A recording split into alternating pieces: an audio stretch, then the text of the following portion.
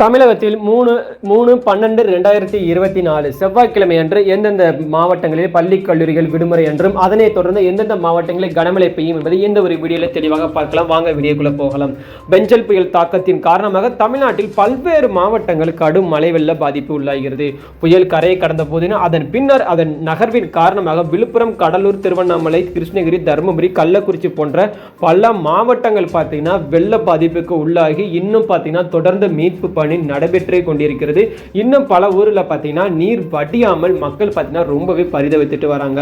அதன் காரணமாக பார்த்தீங்கன்னா டிசம்பர் 3ஆம் தேதி கனமழை மீண்டும் பார்த்தீங்கன்னா அந்த மாவட்டங்களுக்கெல்லாம் நீடிக்கும் எனவும் அதனைத் தொடர்ந்து கிருஷ்ணகிரி, தருமபுரி, சேலம், நாமக்கல், கரூர், ஈரோடு, நீலகிரி, கோயம்புத்தூர், திருப்பூர், திண்டுக்கல், தேனி, மதுரை, திருச்சி, பெரம்பலூர் மற்றும் திருப்பத்தூர் ஆகிய மாவட்டங்களில் கனமழைக்கான எச்சரிக்கையும் விடுக்கப்பட்டுள்ளது.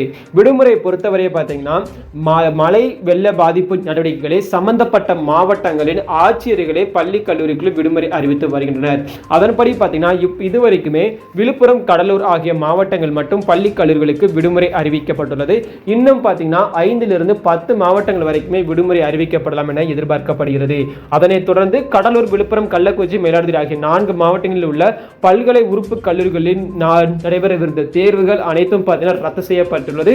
அதேவேளை நீண்ட நாள் விடுமுறையில் இருந்த புதுச்சேரி மற்றும் காரைக்காலில் நாளை வழக்கம் போல் பள்ளி கல்லூரிகள் இயங்கும் எனவும் அறிவிக்கப்பட்டுள்ளது.